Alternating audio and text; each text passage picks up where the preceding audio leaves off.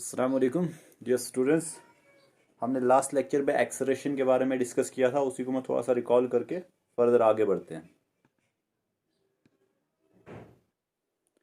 हमने सबसे पहले एक्सेलरेशन की डेफिनेशन देखी थी और हमने कहा था कि एक्सेलरेशन जो है चेंज इन वेलोसिटी, एक्सेलरेशन को डिफाइन किया जाता है। Acceleration is defined as change in velocity,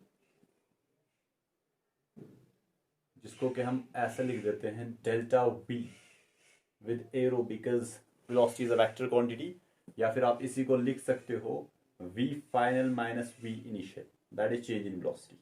ठीक है, change in velocity to the rate of time taken,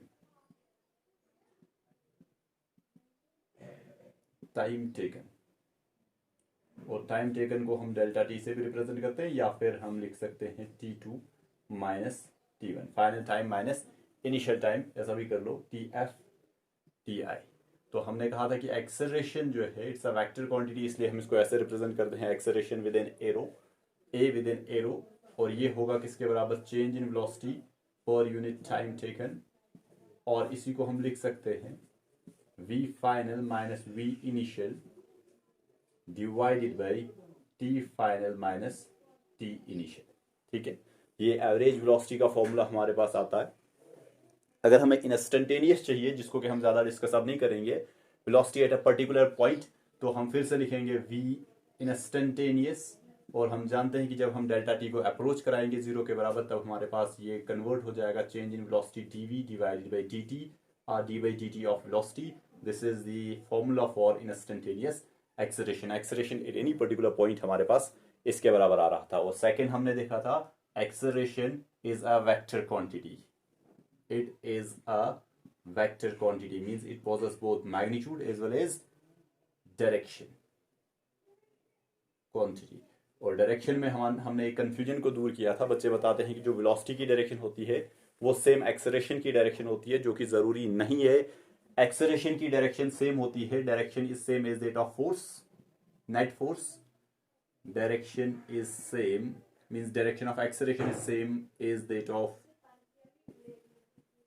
direction of net force, F net जिसको हम लिखेंगे, और change in velocity, direction of change in velocity. इधर मैंने इधर पे लिखा हुआ है direction is same as that of the direction of net force, understood है, और the direction of change in velocity, the direction in which the velocity is changing, that will be the direction of acceleration, और वो same होगी as that of जहां की ओर net force हमारे पास होगी। तो ये ध्यान देना, अगर ये हमारे पास वेक्टर क्वांटिटी है तो हमने कहा था कि इट कैन बी पॉजिटिव और negative, and positive and negative हमें सिर्फ क्या बताएंगे, डायरेक्शन बताएंगे। पॉजिटिव मींस किसी एक पर्टिकुलर डायरेक्शन में, नेगेटिव मींस किसी दूसरी डायरेक्शन में, पॉजिटिव के अपोजिट वाली।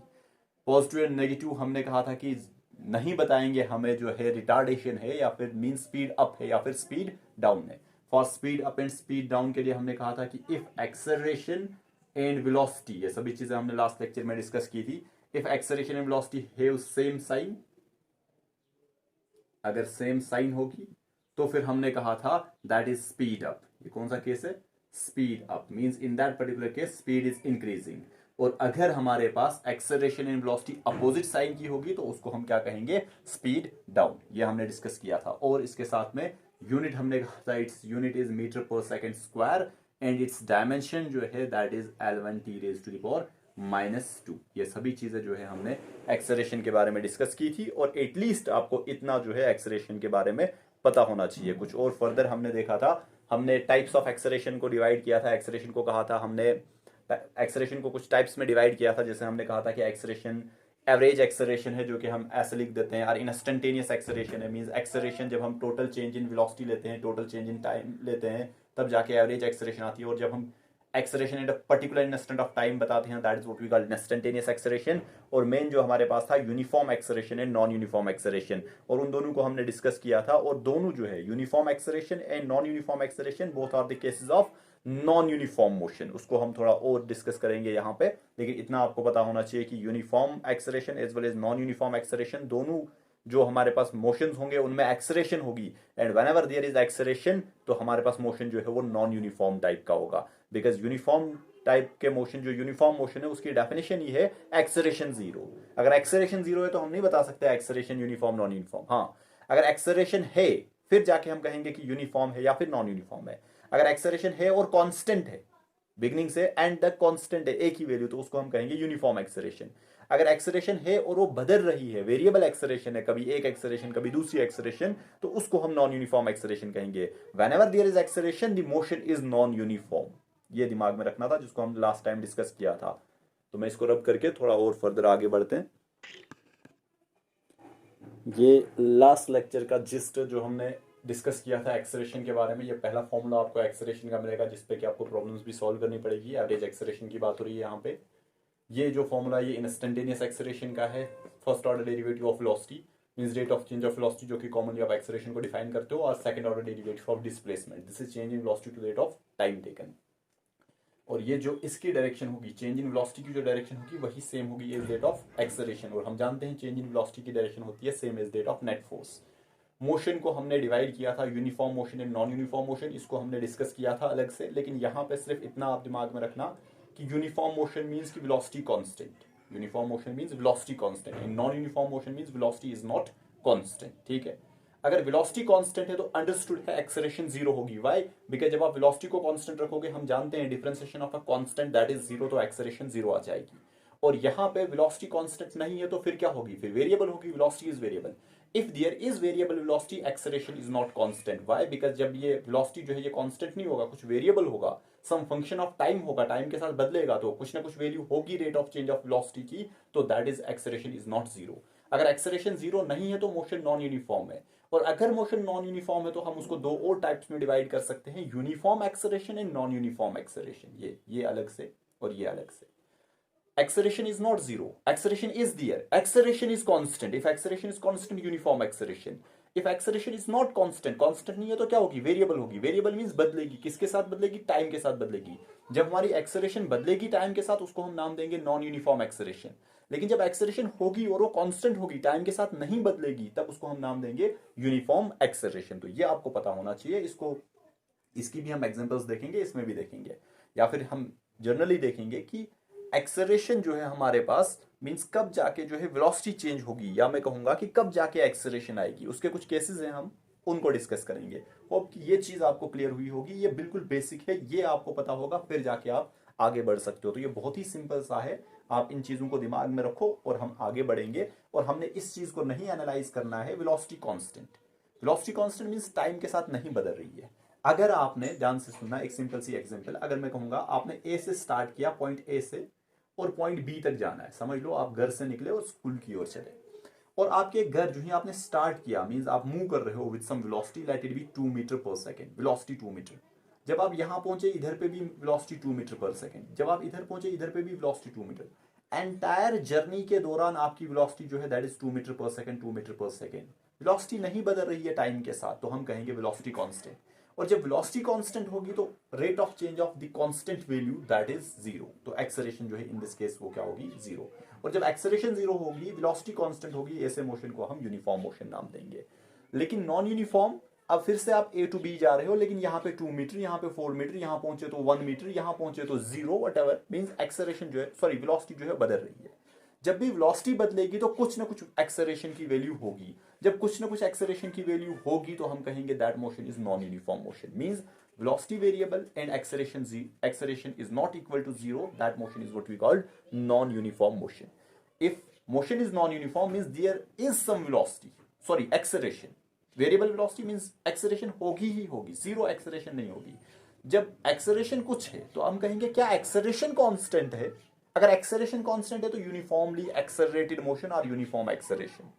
अगर एक्सेलरेशन भी बदल रही है तो उसको हम नाम देंगे नॉन यूनिफॉर्म एक्सेलरेशन। मैं इस पर फोकस इसलिए कर रहा हूं कि बच्चे बार बार इसको गलत कर बैठते हैं, पता ही नहीं चलता है uniform motion, non uniform motion and uniformly accelerated motion and non uniformly accelerated motion क्या है।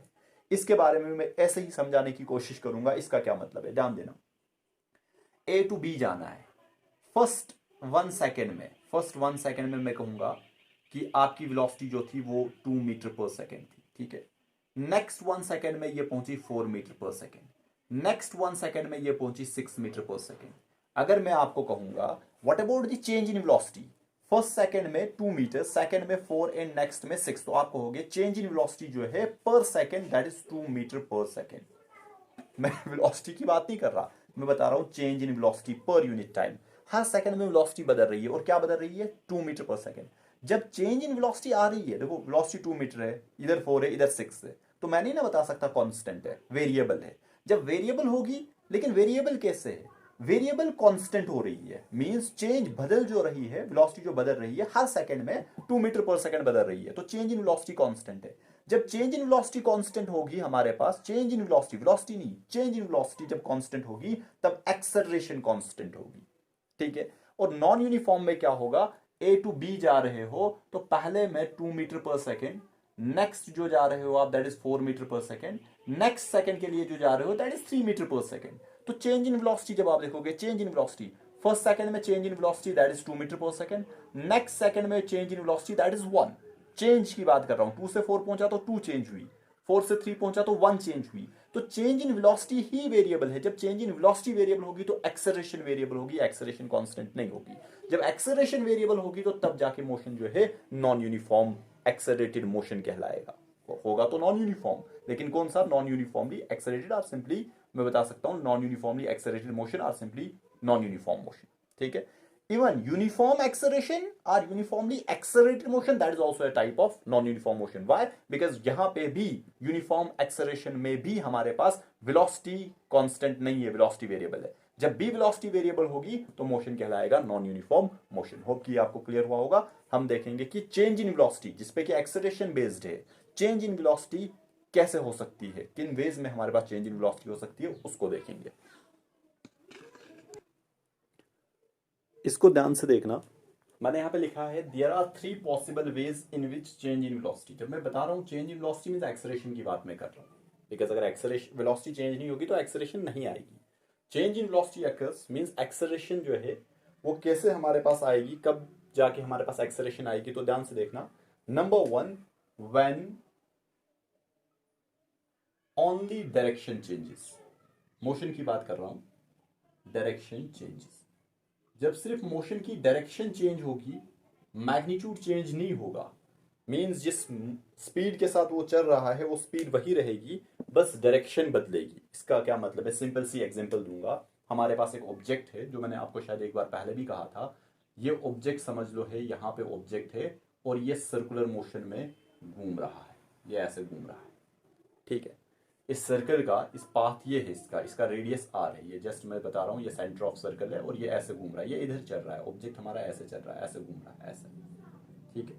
इसको ध्यान से देखना, ये बहुत ही इंपॉर्टेंट एग्जांपल है, आगे जाके सर्कुलर मोशन में हमने इसको यूज भी करना है। अब हो क्या रहा है मैं आपको बता रहा हूं, जब ऑब्जेक्ट यहां पे है तो इसकी speed let it be 2 metre per second है, यहां पे पहुंच रहा है तो इसकी स्पीड 2 मीटर पर सेकेंड है, यहां पे पहुंच रहा है जिस तेजी के साथ ये चल रहा है that is 2 metre per second, और यहां पे पहुंच रहा है 2 मीटर पर सेकेंड। किसी भी पर्टिकुलर पॉइंट पे मैं स्पीड इसकी चेक कर रहा हूं, that is magnitude of velocity देख रहा हूं, that is 2 metre per second. लेकिन एक चीज याद रखना, जब ऑब्जेक्ट सर्कुलर मोशन में चलेगा ना, तो जो डायरेक्शन ऑफ मोशन हम लेते हैं उस पॉइंट पे टेंजेंट लेते हैं, उस पॉइंट पे टेंजेंट। मैं बता रहा हूं ये ऐसे घूम रहा है, ये ऐसे ऐसे ऐसे घूम रहा है, मींस एंटी क्लॉकवाइज घूम रहा है, ठीक है। इस पर्टिकुलर पॉइंट पे आपको चाहिए डायरेक्शन ऑफ मोशन, तो आप कहोगे इस पर्टिकुलर पॉइंट पे टेंजेंट। याद रखना, आगे जाके फिर से आएगा। इस पर्टिकुलर पॉइंट पे चाहिए डायरेक्शन ऑफ मोशन, तो मैं कहूंगा इस पॉइंट पे टेंजेंट। इस पर्टिकुलर पॉइंट पे तो ये हमारे पास टेंजेंट, ये हमारे पास टेंजेंट यहां पे। तो देख लो, मैग्नीट्यूड ऑफ वेलोसिटी किसी भी पॉइंट पे चेक करोगे that is 2 metre per second, लेकिन जब आप देख रहे हो डायरेक्शन, पॉइंट ए पे डायरेक्शन अपवर्ड है, बिकॉज मैंने आपको क्या कहा कि सर्कुलर मोशन में और जो भी कर्व्ड पाथ है, अगर मुझे इंस्टेंटेनियस उस पर्टिकुलर पॉइंट की डायरेक्शन चाहिए, वहां पे डायरेक्शन ऑफ मोशन क्या है, अगर ये एंटी क्लॉकवाइज जा रहा है तो मैं ऊपर की ओर एरो दिखाऊंगा, अगर क्लॉकवाइज जा रहा था तो मैं नीचे की ओर दिखाता इसको। लेकिन हमने कहा कि मोशन ऐसे हो रहा है, तो किसी भी पॉइंट पे हमें बतानी है उसकी डायरेक्शन, तो हमें उस पर्टिकुलर पॉइंट पे टेंजेंट ड्रा करना होगा, और सिंगल पॉइंट पे टेंजेंट तो एक ही होगा ना, ठीक है। तो ये एक डायरेक्शन मुझे देगा इधर की ओर। जब यहां पे आऊंगा तो अब इसकी डायरेक्शन ऊपर की ओर नहीं होगी, इस पर्टिकुलर पॉइंट बी पे जो टेंजेंट होगा तो ये इधर की ओर है, पॉइंट सी पे टेंजेंट नीचे है और पॉइंट डी पे टेंजेंट जो है इधर की ओर है।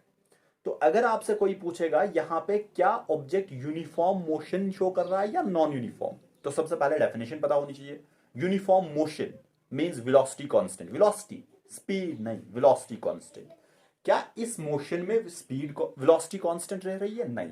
मैग्नीट्यूड ऑफ वेलोसिटी कांस्टेंट है, मैग्नीट्यूड ऑफ वेलोसिटी कांस्टेंट है, magnitude of velocity is equal to speed, speed constant है, लेकिन जो डायरेक्शन ऑफ मोशन है वो कंटिन्यूअसली बदल रहा है। हमने कहा था कि वेलोसिटी के बदलने, वेलोसिटी जो है दो तरीकों से बदल सकती है, या तो मैग्नीट्यूड बदलेगा, मैग्नीट्यूड ऑफ मोशन बदलेगा, स्पीड का मैग्नीट्यूड बदलेगा, या फिर मैं कहूंगा कि हमारे पास डायरेक्शन बदलेगी। इन दिस पर्टिकुलर केस डायरेक्शन बदल रही है तो वेलोसिटी जो है वो constant, velocity magnitude of velocity constant है, लेकिन वेलोसिटी एज अ होल जो है वो कांस्टेंट नहीं है। और जब भी वेलोसिटी कांस्टेंट नहीं होगी, constant velocity means magnitude as well as direction, लेकिन यहां पे डायरेक्शन बदल रही है तो वेलोसिटी कांस्टेंट नहीं है। जब वेलोसिटी कांस्टेंट नहीं है तो यहां पे एक्सेलरेशन होगी, लेकिन ये कांस्टेंट किस वजह से नहीं है?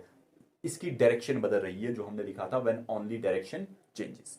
और ऐसे मोशन को हम नाम देते हैं, आप नाम देखोगे और कंफ्यूज हो जाओगे, आप कहोगे यूनिफॉर्म सर्कुलर मोशन। आप इसका नाम क्या दोगे? Uniform circular motion. नाम से ही बच्चे कंफ्यूज हो जाते हैं। यूनिफॉर्म सर्कुलर मोशन, उनको लगता है ये यूनिफॉर्म मोशन है। नहीं, ये यूनिफॉर्म मोशन की एग्जांपल नहीं है।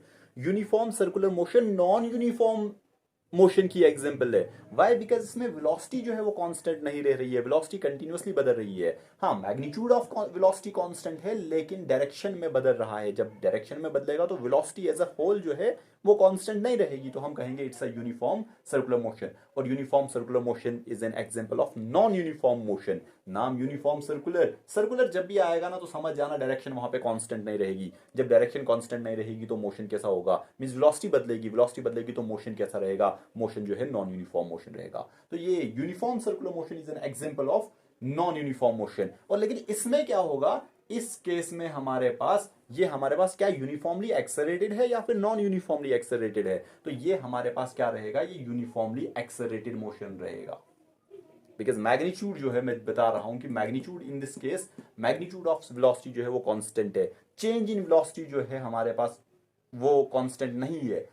मैग्नीट्यूड ऑफ वेलोसिटी कांस्टेंट है तो एक्सेलरेशन कुछ ना कुछ होगी, और एक्सेलरेशन जो है हमारे पास वो क्या होगी? वो कांस्टेंट एक्सेलरेशन होगी। और जब एक्सेलरेशन कांस्टेंट है तो हम कहेंगे नॉन यूनिफॉर्म मोशन, लेकिन कौन सा? Uniformly accelerated.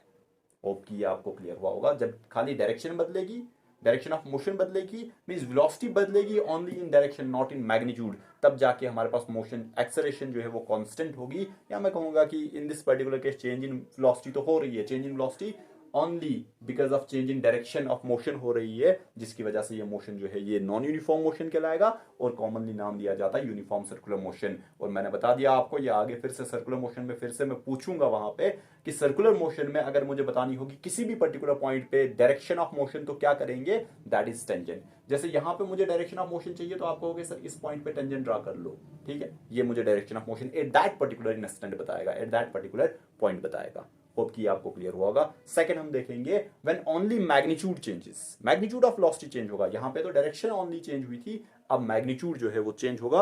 वो एग्जांपल भी हम एक देख लेते हैं। व्हेन ओनली मैग्नीट्यूड चेंजेस, अभी तक था व्हेन ओनली डायरेक्शन चेंजेस, अब हम बता रहे हैं व्हेन ओनली मैग्नीट्यूड चेंजेस। तो होगा क्या? ये सिंपल सी हमारे पास एग्जांपल है, ध्यान देना। हम क्या करेंगे? ये हमारे पास समझ लो एक व्हीकल है, ठीक है, इसको आप ड्राइव करा रहे हो और ये आगे की ओर जा रहा है, ठीक है। Direction of motion is the direction of velocity, लेकिन एक्सेलरेशन का ऐसा नहीं है। एक्सेलरेशन हमने देखा कि उसकी डायरेक्शन क्या होगी, और क्या होगा? ये मूव कर रही है विद सम वेलोसिटी आगे की ओर, लेट इट बी, ऐसे जा रही है, ऐसे जा रही है। और मैं बता रहा हूं आपने ब्रेक अप्लाई की। जब आप ब्रेक अप्लाई करोगे तो गाड़ी अचानक से पीछे की ओर मूव करना स्टार्ट नहीं करती है, या फिर वो एब्रप्टली नहीं रुकती है, बल्कि क्या होता है? वो कुछ आगे जाके रुक जाती है, थोड़ा सा आगे जाके रुक जाएगी, ठीक है। अगर आप कम ब्रेक अप्लाई करोगे तो स्पीड उसकी कम कम होती जाएगी, लेकिन वो जाएगी आगे। जब वो आगे जाएगी, ये इधर जा रही है, ऐसे गाड़ी ऐसे जा रही है, ठीक है, लेट इट बी, इस पर्टिकुलर पॉइंट पे इसकी वेलोसिटी 4 मीटर पर सेकेंड थी, लेट इट बी, ठीक है, समझाने के लिए मैं बता रहा हूं। और जब आप थोड़ा सा आगे गए और आपने ब्रेक अप्लाई की तो यहां पहुंच के इसकी वेलोसिटी जो है यहां पे 4 मीटर, यहां पे 3 मीटर पर सेकेंड, ठीक है। और थोड़ा आगे गए तो यहां पे 2 मीटर पर सेकेंड ऐसे जा रहा है, ठीक है। और ये कब होगा? आपकी गाड़ी आराम से मूव कर रही थी विद 4 मीटर पर सेकेंड, आपने ब्रेक अप्लाई की, गाड़ी आगे जा रही है, मूव आगे करेगी, बट वेलोसिटी डिक्रीज हो रही है और वेलोसिटी डिक्रीज हो रही है। अगर मैं आपसे कहूं what about the change in velocity in this particular portion, जब यहां से यहां गया, let it be takes 1 second और 2 सेकेंड्स वट एवर, जो भी ये लेगा, मैं बता रहा हूं इसमें वेलोसिटी चेंज क्या होगी। तो आप कहोगे final velocity minus initial velocity. ध्यान देना, इस चीज को ध्यान देना है। Final velocity is 3 meter per second and initial velocity is 4 meter per second. What about the net result? ठीक है, नेट रिजल्ट रहेगा -1 मीटर पर सेकेंड। अब इस माइनस कहने का क्या मतलब है? This is change in velocity, this is change in velocity. Final minus initial, this is final point, this is initial point, because यहां से यहां गया तो हमारे पास -1 मीटर पर सेकेंड आया। -1 मीटर पर सेकेंड कहने का क्या मतलब है हमारे पास? ठीक है, डायरेक्शन नहीं बदल रही है, मोशन आगे जा रहा है, ऑब्जेक्ट आगे ही जा रहा है। देखो इधर से इधर गया, ओके, फिर इधर से इधर गया, मोशन वही रह रहा है, डायरेक्शन इसने नहीं बदली, लेकिन कुछ बदल रहा है। क्या बदल रहा है? मैग्नीट्यूड बदल रहा है। यहाँ पे 4 मीटर पर सेकंड, यहाँ पे 3 मीटर, यहाँ पे 2 मीटर पर सेकंड। और मैं बता रहा हूं चेंज क्या है? -1 metre per second. 1 metre per second, okay, magnitude change है। ये माइनस हमें क्या बताएगा? जो चेंज इन वेलोसिटी है वो बैकवर्ड डायरेक्शन में है। चेंज इन वेलोसिटी जो है वो बैकवर्ड, ऑल्दो ऑब्जेक्ट आगे जा रहा है, व्हीकल आगे जा रहा है, लेकिन जो चेंज इन वेलोसिटी है वो बैकवर्ड डायरेक्शन में है। डायरेक्शन नहीं बदल रही है, मैग्नीट्यूड बदल रहा है। मैग्नीट्यूड के बदलने से भी हमारे पास क्या होगा? चेंज इन वेलोसिटी आई। जब मैं इस चेंज इन वेलोसिटी को पर यूनिट टाइम से डिवाइड करूंगा, जो भी इसने टाइम लिया होगा यहां से लेके यहां तक पहुंचने के लिए, वो मुझे एक्सेलरेशन देगा। ठीक है, डायरेक्शन भी आ गई, बिकॉज चेंज इन वेलोसिटी की डायरेक्शन बैकवर्ड है, तो एक्सेलरेशन की डायरेक्शन भी बैकवर्ड, लेकिन एक्सेलरेशन यहां पे फिर से होगी। एक्सेलरेशन वही हम बता रहे थे कि possible ways in which change in velocity occurs. हमने कहा सबसे पहले जब डायरेक्शन ऑफ मोशन खाली बदलेगा, दूसरा कहा ओनली मैग्नीट्यूड जो है बदलेगा। किसका मैग्नीट्यूड? मोशन का। और हम देख रहे हैं यहाँ पे 4 मीटर पर सेकंड, यहाँ पे 3 मीटर, वेलोसिटी का मैग्नीट्यूड की बात कर रहे हैं, मोशन बता रहा हूं तो वेलोसिटी 4, यहाँ पे 3, यहाँ पे 2, तो चेंज इन वेलोसिटी आ रही है। जब चेंज इन वेलोसिटी होगी तो हम कहेंगे वहां पे एक्सेलरेशन होगी। इस केस में भी और दूसरे जो हमारे पास पहला वाला केस था, उन दोनों केसेस में क्या चीज है मैं बता देता हूं आपको। ये तो पता चला ना कि एक्सेलरेशन तो आ गई, किसकी मदद से आ गई? Only magnitude of velocity changes. ठीक है ना, मैग्नीट्यूड की भी बदलेगा फिर भी एक्सेलरेशन आएगी। मैग्नीट्यूड ऑफ वेलोसिटी नहीं बदलेगा, लेकिन डायरेक्शन ऑफ वेलोसिटी बदल रही है, फिर भी हमारे पास क्या आ जाएगी? एक्सेलरेशन। तो थर्ड केस होगा जब दोनों बदलेंगे। लेकिन उससे पहले यहाँ पे कुछ चीजें बताऊंगा जो कि हमने आगे चैप्टर्स में पढ़नी है, लेकिन यहां पे आ रहा है तो मैं बता ही देता हूं क्या होगा। ये चीज दिमाग में रखना और पीछे वाला केस भी देख लेना। अब ध्यान दो क्या हो रहा है। पहला केस हमने कहा कि ऑब्जेक्ट सर्कुलर मोशन में घूम रहा है, ठीक है, और दूसरे में हमने कहा कि ऑब्जेक्ट यहां पे 4 meter per second let it B आगे की ओर जा रहा है, यहां पे 3 मीटर पर सेकेंड आगे की ओर जा रहा है, और यहां पे 2 मीटर पर सेकेंड आगे की ओर जा रहा है। ठीक है, कुछ ऐसा और। और यहां पे हमने कहा था 2 मीटर पर सेकेंड, यहां पे भी 2 मीटर पर सेकेंड, यहां पे भी 2 मीटर पर सेकेंड, और यहां पे भी 2 मीटर पर सेकेंड। कुछ ऐसा ही है ना। अब क्या होगा ध्यान से देखना, यहां पे भी 2 मीटर पर सेकेंड। यहां पे जो फोर्स होगी इस पर्टिकुलर केस में, जो मैं फोर्स कहूंगा, वो हमारे पास परपेंडिकुलर होगी to the direction of velocity. या मैं ऐसा बताऊंगा, जो नेट फोर्स है और नेट एक्सेलरेशन जो है वो हमारे पास in this particular case change in velocity ऐसे आ रही थी ना। ठीक है, तो एक्सेलरेशन जो होगी, अभी हमने नहीं पढ़ा, मैं सिर्फ बता देता हूं, एक्सेलरेशन जो होगी वो perpendicular to the direction of velocity, not change in velocity but velocity. Velocity यहां पे ऊपर की ओर है, एक्सेलरेशन इधर की ओर। ये हम यूनिफॉर्म सर्कुलर मोशन में पढ़ेंगे। मैं सिर्फ यहां पे और यहां पे कम आपको बताना चाहता हूं कि नेट फोर्स अंदर की ओर होगी टुवर्ड्स द सेंटर, ऑब्जेक्ट जो है वेलोसिटी मूव करेगा perpendicular to the net force, और एक्सेलरेशन भी इसी डायरेक्शन में होगी, क्योंकि हम जानते हैं एक्सेलरेशन सेम होती है as that of net force. In this particular case velocity आगे, चेंज इन वेलोसिटी की बात नहीं कर रहा, बिकॉज मैं इंस्टेंटेनियस की बात कर रहा हूं। तो इंस्टेंटेनियस में चेंज नहीं, चेंज जो है वो यहां से यहां तक जब मैं चेक करूंगा फिर भी मेरे को पता चल जाएगा। यहां पे वेलोसिटी इधर, नेट फोर्स अंदर, और एक्सेलरेशन भी अंदर की ओर। अंदर की ओर means perpendicular to the direction of velocity. ठीक है, ये आपको पता होना चाहिए। और इस केस में क्या हो रहा है? इस केस में डायरेक्शन ऑफ फोर्स जो है, नेट फोर्स और नेट एक्सेलरेशन जो है वो होती है पैरेलल और एंटी पैरेलल, पैरेलल और anti parallel to the direction of line of motion. जो लाइन ऑफ मोशन है इधर, जैसे हमने कहा लाइन ऑफ मोशन इधर जा रहा है, ऐसे जा रहा है, लेकिन हमने देखा था एक्सेलरेशन जो है वो बैकवर्ड है, आगे भी हो सकती है। डिफरेंस क्या होगा? 4 यहां पे फिर 5 रखूंगा, यहां पे 6 रखूंगा, बस इतना होगा। Means in this case net force और नेट एक्सेलरेशन जो है वो पैरेलल और एंटी पैरेलल होगी, anti parallel to the direction of motion, ठीक है, और वेलोसिटी की डायरेक्शन में बता सकता हूं। इन दिस केस जो नेट फोर्स है, नेट फोर्स और नेट एक्सेलरेशन जो है वो होगी perpendicular to the direction of velocity. ये चीजें अभी दिमाग में रखना, बिकॉज ये लॉज ऑफ मोशन में हम सभी चीजें आपको क्लियर हो जाएंगी कि ये कैसे आ रहा है, ये क्या हो रहा है, ठीक है। अभी के लिए हमने कुछ एग्जांपल्स देखी, बस वहां पे बता रहा हूं कि क्या होगा, बिकॉज हम काइनेमेटिक्स पढ़ रहे हैं, हमने फोर्स के बारे में डिस्कस नहीं करना है, बस आपको याद रखने के लिए, दिमाग में कुछ चीजें डालने के लिए कि कुछ ऐसा होता है। ये न्यूटन लॉज ऑफ मोशन में सारा क्लियर हो जाएगा कि क्या हो रहा है हमारे पास। तो ये था जब ओनली डायरेक्शन चेंज होगी तब नेट फोर्स, ये इस केस में नहीं सर्कुलर मोशन, जब भी हमारे पास only change in direction of velocity या डायरेक्शन ऑफ मोशन की मदद से जो एक्सेलरेशन आएगी, इन दैट पर्टिकुलर केस जो हमारे पास नेट फोर्स और नेट एक्सेलरेशन होगी वो होगी perpendicular to the direction of velocity, ठीक है, एक ये। दूसरा, जब हमारे पास एक्सेलरेशन आएगी only because of change in magnitude of velocity, in that particular case net force और net acceleration जो है वो parallel और anti parallel to the direction of motion होगी। anti parallel तो मैंने बताया direction of motion आगे है, लेकिन हमने अभी देखा कि acceleration backward है। और पैरेलल देखना होगा तो आपको कुछ नहीं करना है, 4 की जगह यहाँ 4, यहाँ 5, यहाँ 6 कर लो, तो आगे की ओर ही हमारी एक्सेलरेशन भी होगी। मींस नेट फोर्स और नेट एक्सेलरेशन जो है वो पैरेलल हो जाएगी, तब जो है हमारे पास डायरेक्शन ऑफ मोशन की। ये 2 केसेस थे।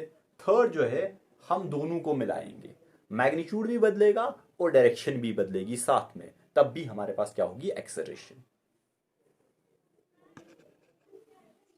अब हमने नेक्स्ट केस जो है that is when both magnitude and direction changes. हम क्या करेंगे, अब हम फिर से ऑब्जेक्ट को सर्कुलर मोशन में ले लो, बहुत ही सिंपल सा केस है, और यहां पे समझ लो 2 मीटर पर सेकेंड है, यहां पहुंचेगा तो 3 मीटर पर सेकेंड, यहां पहुंचेगा 4 मीटर पर सेकेंड, लेट भी एज्यूम कर लो, यहां पहुंचेगा तो 5 मीटर पर सेकेंड, ऐसा समझ लो, ठीक है। ये आई थिंक नहीं दिख रहा है तो यहां लिख देता हूं अंदर।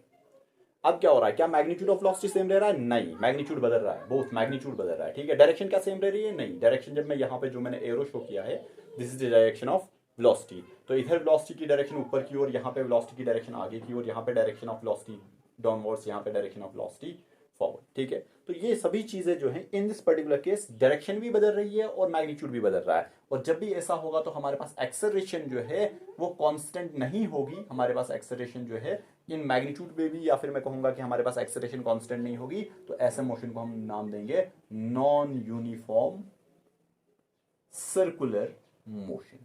Non-uniform circular motion is an example of non-uniform motion, and in this case acceleration is not constant.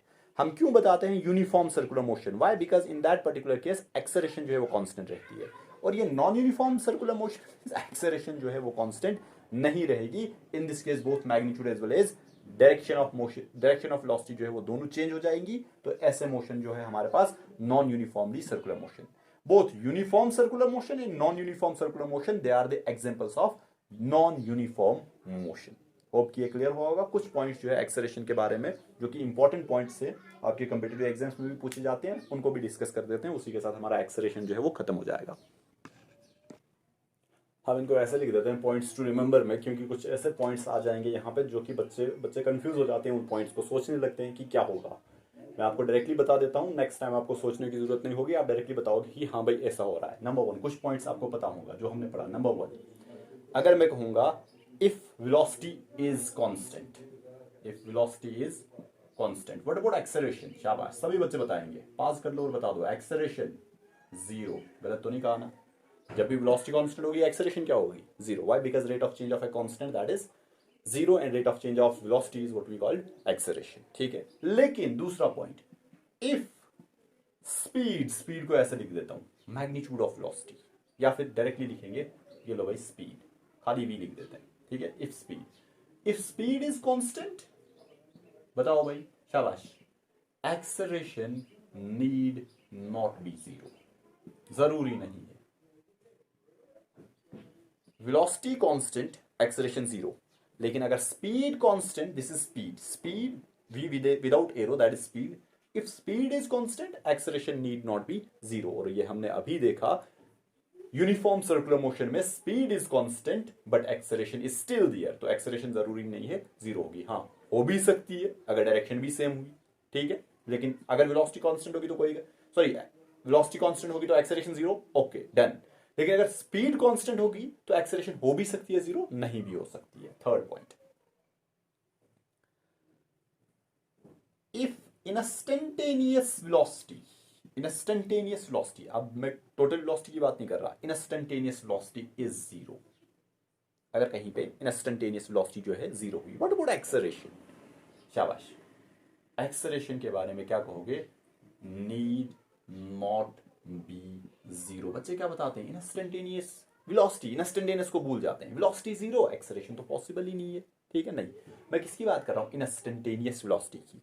अगर इंस्टेंटेनियस वेलोसिटी जीरो है तो एक्सेलरेशन जरूरी नहीं है जीरो होगी। अब बच्चे फिर से कंफ्यूज, ये क्या हो रहा है? ध्यान से सुनना, एक ऑब्जेक्ट है, उस ऑब्जेक्ट को आप ऊपर थ्रो कर रहे हो, ये मेरे पास ऑब्जेक्ट है, इसको मैं ऊपर फेंक रहा हूं, ठीक है। तो क्या हुआ, हम सभी जानते हैं इस ऑब्जेक्ट के साथ क्या होगा, ये ऊपर जाएगा ऊपर जाएगा ऊपर जाएगा और किसी एक पर्टिकुलर पॉइंट पे आके क्या करेगा, ये रुक जाएगा। जब ये किसी एक पर्टिकुलर पॉइंट पे आके रुक जाएगा, उस पर्टिकुलर पॉइंट पे इसकी वेलोसिटी जीरो होगी, उस पर्टिकुलर पॉइंट पे मैक्सिमम हाइट पे। जैसे मैं इसको थ्रो करूंगा ऐसे, ये वाली पोजीशन जो इसकी थी, यहां पे ये रुक गया था, जब ये रुक गया तो वेलोसिटी जीरो। लेकिन इस पे एक कांस्टेंट फोर्स, मैं कहूंगा कि चाहे ये इधर पे है या फिर इधर पे है या फिर इधर पे है या फिर इधर पे है, ग्रेविटी इसको अपनी ओर खींच रही है, उसी की मदद से तो ये रुकेगा और फिर वापस आना स्टार्ट करेगा। तो यहां पे भी, यहां पे भी, यहां पे भी, यहां पे भी, यहां पे भी इसमें एक कॉमन एक्सेलरेशन होगी और वो एक्सेलरेशन होगी acceleration due to gravity. Although instantaneous velocity is zero at this particular point, at this point की बात कर रहा हूं, वेलोसिटी जीरो है लेकिन एक्सेलरेशन जीरो नहीं है, एक्सेलरेशन वहां पे भी किसके बराबर है? Acceleration due to gravity. तो ये जरूरी नहीं है, ध्यान देना बच्चे, देख लेते हैं वेलोसिटी जीरो एक्सेलरेशन भी तो जीरो होगी, नहीं। इंस्टेंटेनियस वेलोसिटी अगर गिवन है जीरो तो एक्सेलरेशन जीरो हो भी सकती है, नहीं भी हो सकती है। कब नहीं जीरो होगी? नो प्रॉब्लम, बहुत सारी एग्जांपल दे सकते हो, लेकिन जीरो कब नहीं होगी? एक एग्जांपल आपके पास आई, जब वर्टिकल मोशन होगा, vertical motion under gravity, top most point पे जब ऑब्जेक्ट होगा, जब वो अपनी वेलोसिटी को रिवर्ट करेगा, पहले ऊपर जा रहा था, वेलोसिटी ऊपर की ओर थी, लेकिन जब वो अब वेलोसिटी नीचे की ओर करेगा, एक पॉइंट आएगा जहां पे वो रुक जाएगा, जहां पे इंस्टेंटेनियस वेलोसिटी जीरो होगी, लेकिन वहां पे भी उसमें एक्सेलरेशन होगी और एक्सेलरेशन ड्यू टू ग्रेविटी के बराबर होगी। नेक्स्ट पॉइंट को डिस्कस करते हैं।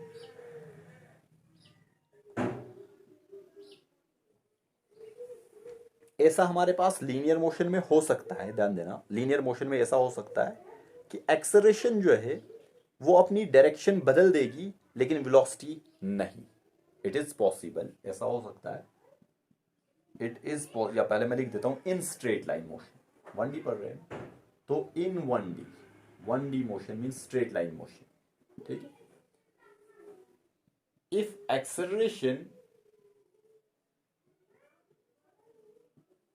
is reverting